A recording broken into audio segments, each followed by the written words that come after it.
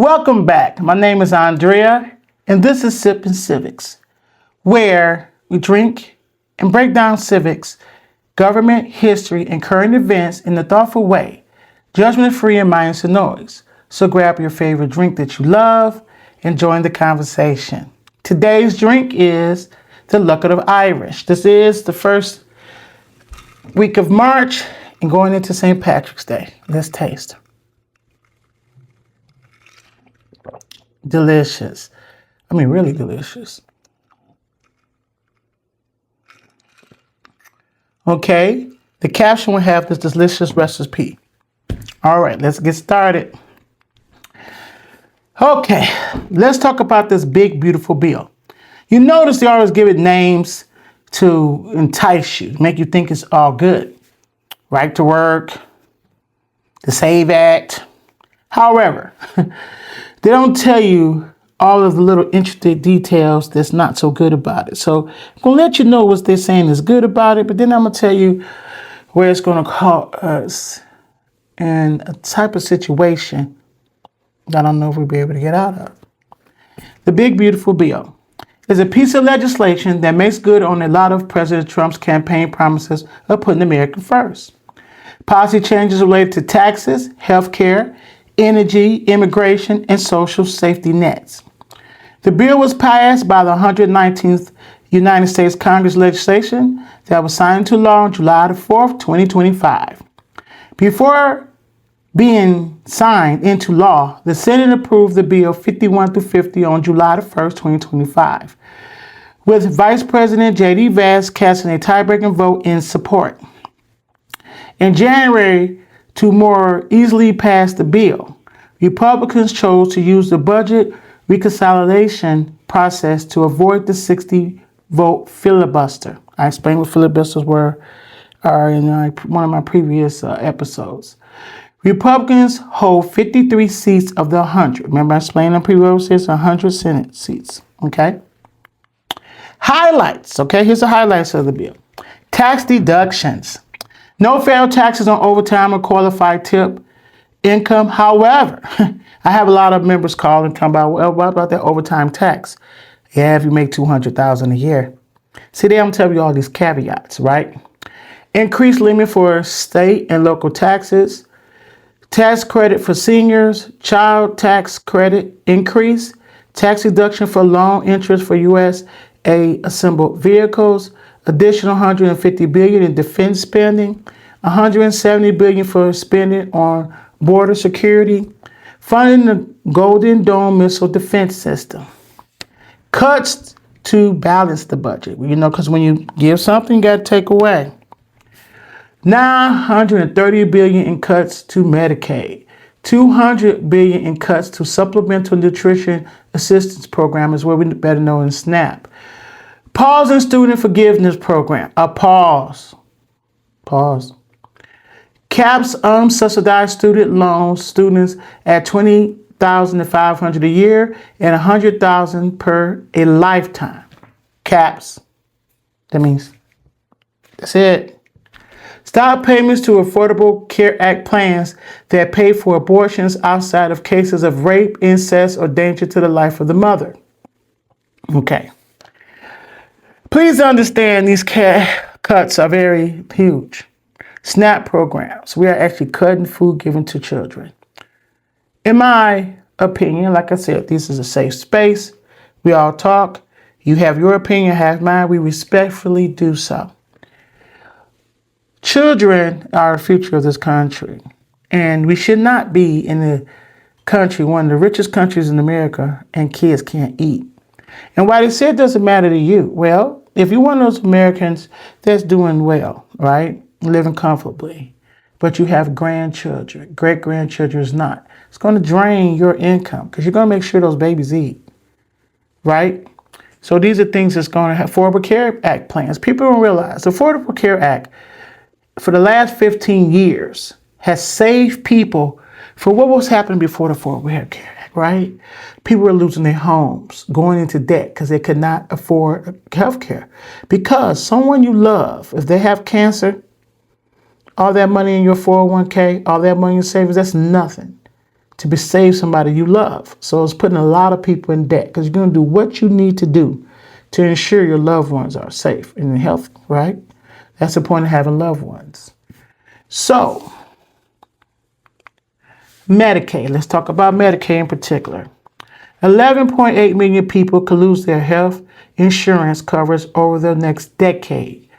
Adds 80 hour per month work requirements for adults without children 14 under or with disability. So, I have an autistic child. I'm a parent of a special needs child. So now I would have to work 80 hours per month in case if I had a severe, my child's high functioning. But what about people whose children are not? So in order to get Medicaid, they would have to work these hours. And working these hours mean that someone has to watch that child with disability or your child. That's more income coming out for some type of care. Okay, sometimes with these, my son, he's 31 now. So you got to get adult care, which is way more expensive than child care. So this is going to put a lot of millions of people in debt. It just will. More frequent eligibility checks. Program will not fund services at clinics that also perform abortion. Exactly, Planned Parenthood. I want to talk about Planned Parenthood, just in case you may not know it. My cousin, if she didn't go to Planned Parenthood, because she didn't have health care, she never would have been diagnosed with breast cancer and saved. Planned Parenthood does, what percentage of abortions they might perform? 5%, while the other 95% preserves, does health care for people who are low income. They do a lot of things that has nothing to do with abortions at all. Okay? Tightens rules for payments to states. Social Security. Here's what the big beautiful bill does not tell you. Does not repeal Social Security tax, but offers a temporary senior deduction that can reduce or eliminate federal tax for many retirees. However, the deduction is $6,000 per individual, $12,000 for couples. It's only temporary. So don't think this you're getting this cuts throughout the longevity, right? It's only from 2025 to 2028 and phases out for higher incomes. So if you have a higher income, this does not, it phases out for you, right? Most seniors with modest to moderate income benefit, but low income, high income, and under 65 beneficiaries may see little or no effect at all. How many millions of Americans are lower than 65, right? So they will see no or little effect, right? And if you're low income or very high income, this is not going to help you.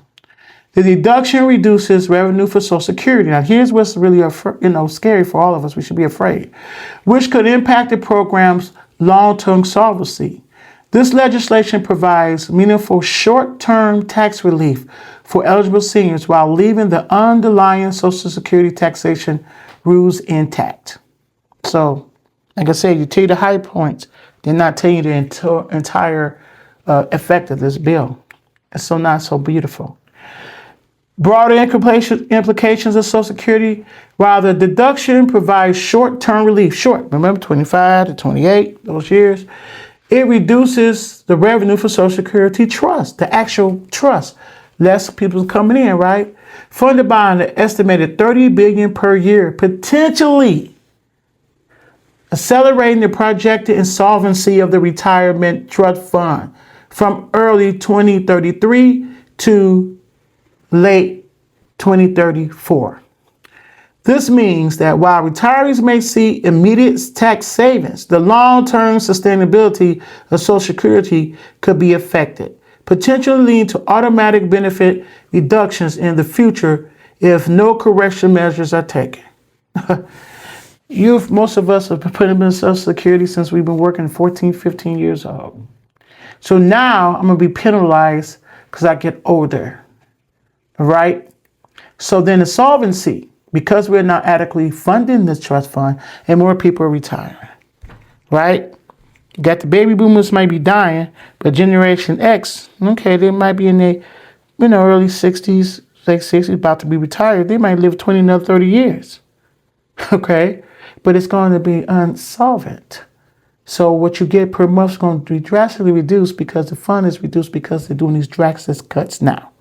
Okay, that's the future.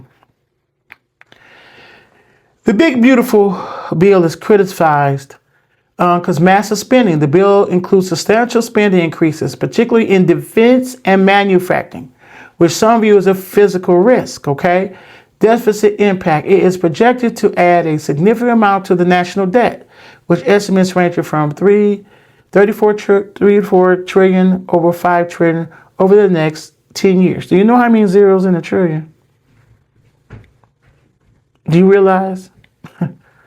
Right? How many zeros in a trillion? Okay? We're talking trillions, not billions, not millions. We're talking trillions. Retirement implications. There are concerns about the stealth taxes and future tax hikes that could affect retirees as the bill interacts with existing tax rules. Social service costs. The bill includes cuts to Medicaid and other social services, which have been a point of contention among various stakeholders. The cons highlight the complexities and potential drawbacks of the big beautiful bill, which has been a topic of debate and discussion amongst lawmakers and the public. Please understand, over 55% of Americans do not like this bill. This is one of the most unpopular pieces of legislation in American history. And rightfully so, right? From what I'm telling you. Social impact. The bill is projected to have devastating effects on low-income households. It proposes massive cuts to Medicaid and Supplemental National Assistance Program, SNAP, which could lead to millions losing health care coverage and food assistance. A recent analysis indicates that the bill would disproportionately benefit the wealthiest Americans, which what's the 99 plus the 1%?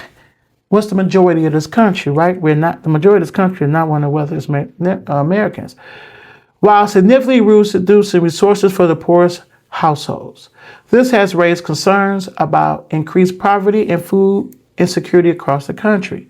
Please understand, increased poverty is a direct relationship to crime. It just is. Because we're going to eat. We're just going to eat, right? So, and also those higher incomes of working Americans, or working class Americans, are not going to let their loved ones, their parents, their grandkids or great-grandkids suffer. So while you might have a little nice nest egg saved, you're going to help feed, have to help do some medical assistance to people you love. So while you think because that's what we're called a sandwich generation, right? Generation X.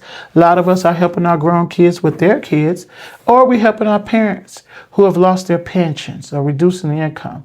Or when they retired 20 years ago, their pensions and Social Security was able to sustain them. Now, because of cost of living, you still end up helping your parents. So where you think you're going to be when all these cuts take place if you're already in that sandwich economically state from helping those others that you love? The big, beautiful delay. Here's what it's like I said, this is an open space. I do not try to, make you think the way I think. I tell you facts in writing so you can make your own decisions. But I will tell you exactly what's happening. This is why I call it, and most of us call it, the big, beautiful delay. I'll tell you why. Because you're not feeling it yet. H.R. 1, or the name of the big, beautiful bill, was designed to delay the damage until after 2026 midterms. Let me explain to you what that means. If this bill was so great, why not implement it right now? Because they know it's not, okay? They know the implications, right? So they wait until a lot of this comes after the midterm elections. So you've already picked, because let me tell you, the midterm elections does what? It's for Congress, your governors, right? State governors, Congress. And with that being said, that if all of you felt this pain right now, you wouldn't put them back in office. You would not. Because you feel economically strained because it was brought to you in a way. It's called false advertising. And when I don't tell you everything, I'm telling you a lie. I tell you all the good and tell you the bad. I'm supposed to tell you the pros and cons, and you make your decision if you support it or not. That's not what happened. So here's a lot of delays. Cuts coming after election. Medicaid work rules, December 2026. Food aid restrictions, late 2026. Clean energy credits in mid to late 2026. Student loan changes gradually Started happening now, but it'll be completed by 2026. Affordable housing cuts phased in post 2025. So it started happening November, December 2025. Rural hospital funding declines 2026. So our people that live in rural communities, our farmers, everybody live in rural communities, and they have access to medical facilities. That's about to cut. So if you have a heart attack, who's going to fly you to the nearest hospital?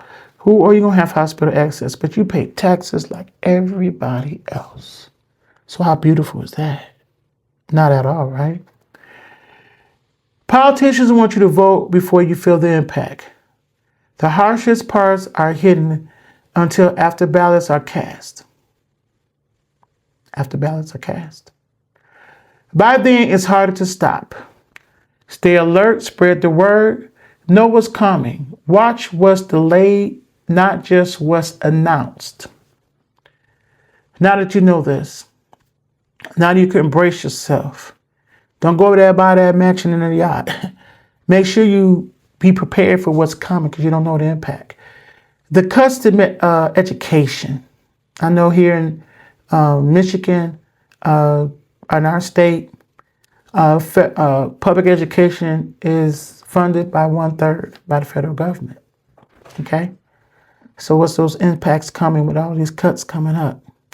And like I said, we worried about the solvency. Cut, making some people not pay proportionally and other people not. So security solvency is looking bleak. So you're getting something right now, but do you want to go back to work when you're 80 and 90? Do you really? Because now it's been cut so drastically. You can't afford your house note, home insurance, car insurance. Okay? Artificial simulation right now doesn't help me in the long run if it's only temporary. Okay? Like I said, hopefully you're sipping your favorite drink right now and in love with the Irish of the month of St. Patrick's Day. Please enjoy this beautiful Irish concoction. Of course, again, the recipe is in the caption. Until next time, peace. This is Sips Civics and this is Andrea. Have a great one. Bye.